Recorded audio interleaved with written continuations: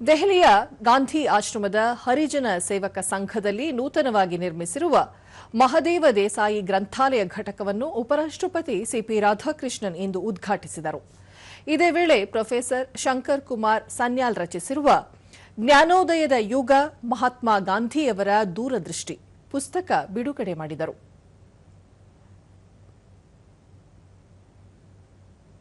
ಬಳಿಕ ಉಪರಾಷ್ಟ್ರಪತಿ ಸಾಮಾಜಿಕ ಪರಿವರ್ತನೆಯಲ್ಲಿ ಗ್ರಂಥಾಲಯಗಳು ಬಹುಮುಖ್ಯ ಪಾತ್ರ ವಹಿಸುತ್ತವೆ. ಜ್ಞಾನ ಸಂಪಾದನೆಯಿಂದ ಚಾರಿತ್ರ್ಯ ನಿರ್ಮಾಣ ಮತ್ತು ಸಾಮಾಜಿಕ ಜವಾಬ್ದಾರಿ ಜಾಗೃತಿ ಸಾಧ್ಯವಾಗಲಿದೆ ಎಂದರು.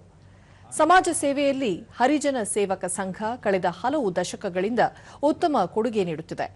ಬದಲಾವಣೆ ಜಗದ ನಿಯಮವಾಗಿದ್ದು, ಸ್ವದೇಶಿ ಪರಿಕಲ್ಪನೆಯ ವ್ಯಾಖ್ಯಾನವೂ ಬದಲಾಗುತ್ತಿದೆ ಹಾಗೂ ವಿಸ್ತೃತ ಅರ್ಥ ಪಡೆಯುತ್ತಿದೆ.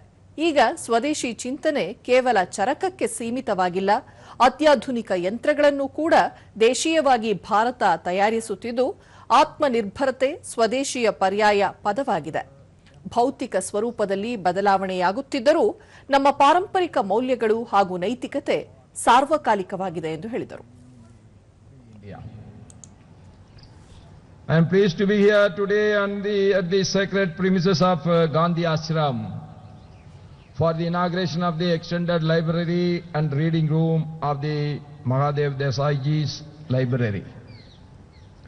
And I have seen the tables have changed, yes. Change is the only constant factor. We have to change according to the development and the change of the society. But our ethics are same. The moral values are same.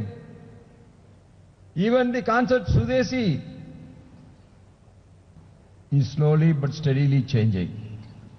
Now Swadeshi means it is elaborated meaning. Not only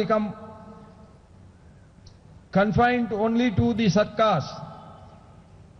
Even the spinning machinery making in India, that is also Swadeshi now.